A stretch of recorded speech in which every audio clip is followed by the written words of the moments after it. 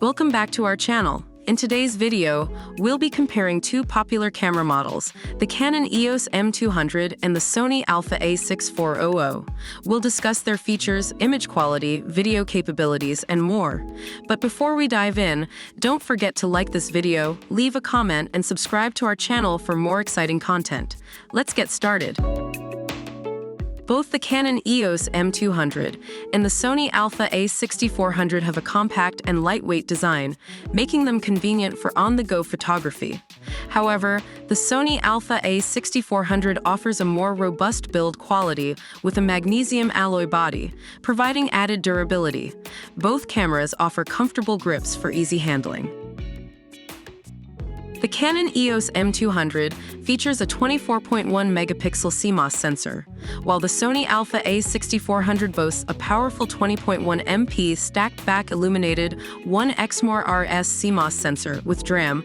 Both cameras deliver excellent image quality, but the Sony Alpha a6400 sensor allows for better dynamic range and low-light performance. The Canon EOS M200 utilizes the fast and accurate dual-pixel CMOS AF system with eye detection AF. On the other hand, the Sony Alpha a6400 features wide 425-phase, 425 contrast detection autofocus points, covering 84% of the sensor. Both cameras offer reliable autofocus performance for capturing sharp and focused shots. When it comes to video, both cameras offer impressive capabilities. The Canon EOS M200 provides 4K video and 4K time-lapse movie recording, along with the ability to shoot vertical videos. Additionally, it can be used as a high-quality webcam using the EOS Utility Webcam Beta software.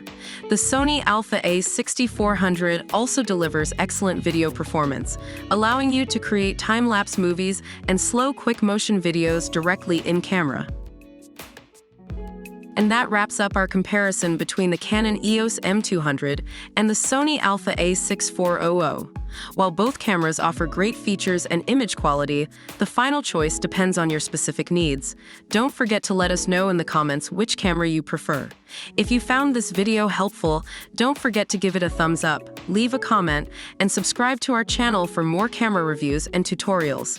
Thank you for watching, and we'll see you in the next one.